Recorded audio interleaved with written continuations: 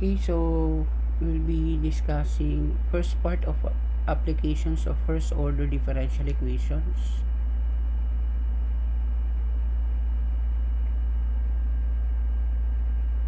The equation of a family of curves may be found by means of the slope. So for the function y equals f of x, dy over dx represents the slope of the tangent line, and then the negative of the reciprocal will be the slope of the normal line. Find the equation of a family of curves and the equation of the particular curve passing through negative 2, 1 if the slope of the tangent at any point is 3x squared plus 4x. Okay, so the slope of the tangent line, which is dy over dx, is equal to 3x squared plus 4x. And then integrating, so transpose here, then integrate both sides. No, that will give you integral of dy and integral of 3x squared plus 4x. So integral of dy is y. 3x squared is 3x cubed over 3, or x cubed. Integral of 4x is 4x squared over 2, or 2x squared, and then plus arbitrary constant. So this is the family of curves. And then at the initial, or rather at the point negative 2, 1, then we can solve for c. So substitute in this equation.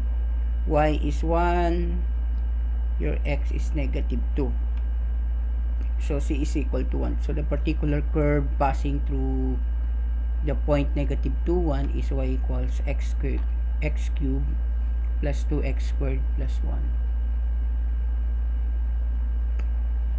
If a curve intersects each member of the family of curves at a constant angle of 90 degrees, okay, then the curve is called an orthogonal trajectory of the family of curves.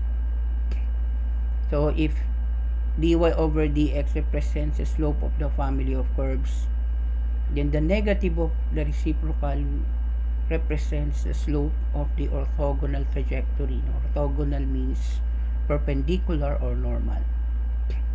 Now, how do we find the orthogonal trajectory? So given the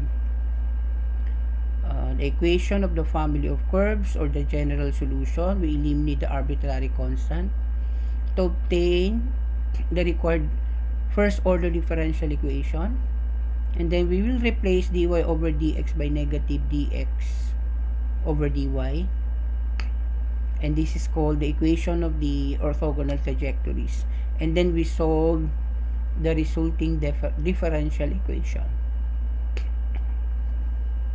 So for example,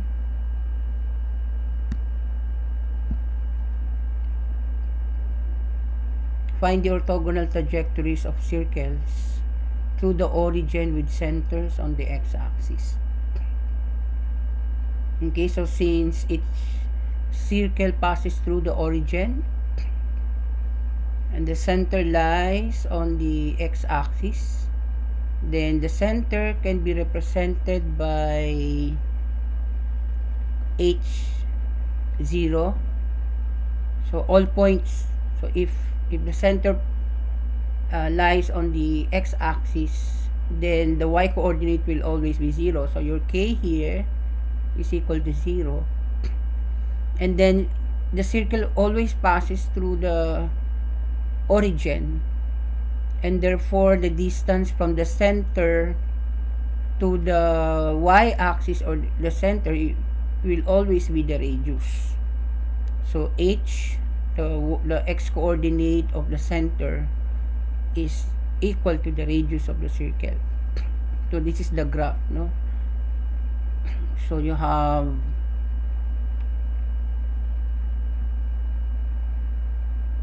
Okay, you have the circle. This is the center.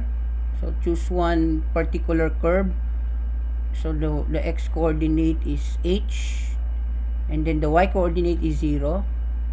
And then as you can see from the graph, the radius will always be, or h will always be equal to the radius. And using the standard equation of the circle, that's the standard equation, this one. Okay, and then k is equal to 0, so this will now be y squared. H is r. Okay, so we get this equation. The next is to differentiate this differential equation with respect to y. So this will be 2 times x minus r. 2 minus 1 is 1. Derivative of x is 1. Derivative of r is 0. Derivative of y squared is 2y dy over dx. R squared is constant, so the derivative is 0. And then we solve for r. We want to eliminate r here. So actually 2 here will just cancel out. Okay. And then solving for r will give you x plus y dy over dx. And then this we substitute in this equation. Okay, to eliminate r. Okay, and then substituting and then simplify. Solving for dy over dx will give you y squared minus x squared over 2xy. Okay, and then to get the differential equation of the orthogonal trajectories, okay, get the negative of the reciprocal of this, so that will be negative 2xy over y squared minus x squared. Take note that this is homogeneous. So the next step is to solve this homogeneous differential equation. The general solution is the orthogonal trajectories. Okay. Let's okay, so you may try this example. Find the orthogonal trajectories of y times x squared plus k plus 2 equals 0. And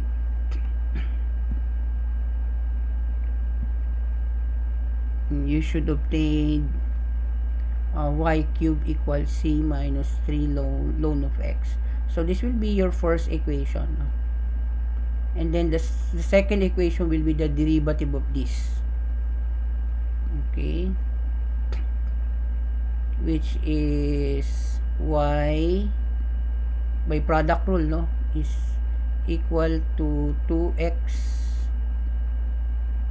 okay, plus derivative of k is 0, and then plus x squared plus k, and then derivative of y is y prime. Derivative of 2 is 0. Derivative of this is 0. And then you try to solve for k in terms of the other variables here in terms of x and y, then substitute in this equation to eliminate k. Okay, and then simplify. So try to solve for dy over dx. Okay, and then the orthogonal trajectories. Okay, negative dx over dy. Okay, and then solve the resulting equation to get this general solution of the orthogonal trajectories.